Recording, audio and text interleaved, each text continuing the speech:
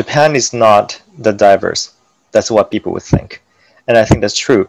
If you think of the demographic composition of the country, even among the community that are passionate about diversity in this country, when we're talking about what should be done in the future, many people said, we need to make sure there's diversity in Japan. And that's very astonishing to me to hear, because diversity is already here.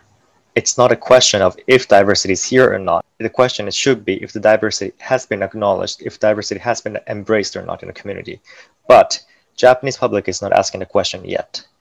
I would like you to know that Japan is at the point to first of acknowledge diversity, and then finally we can access the inclusion part. If you talk about inclusion with the people who don't actually understand the diversity exists, that's a very problematic situation. I think the root cause is actually coming from the geographical identity of the country. So as you know, Japan is an island country, so it's very isolated. Imagine if you're stuck with the same people for thousands of years. You don't want to be different. You don't want to state your opinion that could be too different from others so that you can avoid the troubles. You want to look like others. And this is the mentality of Japanese people. So that actually created this agreed Japanese identity. When Naomi Osaka became very popular, many Japanese people said she's not Japanese because she doesn't look like it. On the other hand, if you look at the marketing, we see a lot of white people on advertisements, or even like Japanese brands, they always use white models, and they're very racially picky in a way. That's the norm.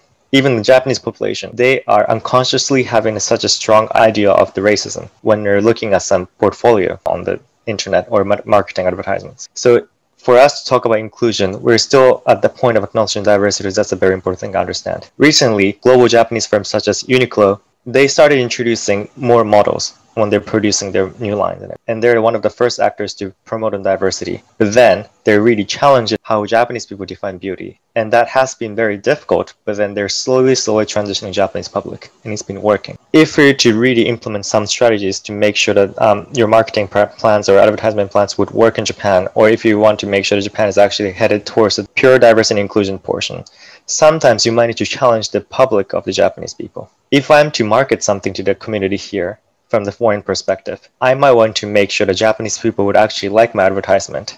But if you're to pursue the true inclusion, true idea of the diversity and inclusion, you might have to disagree with what the public would like today, because they're not exposed to that same sense of diversity and inclusion yet. If you're to really be successful in the future, then you have to challenge the public today. There has been a big population of the Korean people migrated to Japan during the occupation of Japan of the Korea. And they're forcibly brought here, but then some of their families still live here, and then their families have been here in Japan for such a long time. And by appearance or by the names, they're still being discriminated very badly, and that's very disappointing. Again, this was the issue that Nike tried to bring up in their advertisement. So I hope this little bit of brief, it's giving you the idea that Japan is still really behind all of these three countries that have been on stage today. That's why it's very important for the global firms to really implement something that has been successful in other countries, might be very risky, and you might have to do a very strategic planning to make sure that you're not only targeting the population's preferences, but also you're addressing the right issues in a very right way.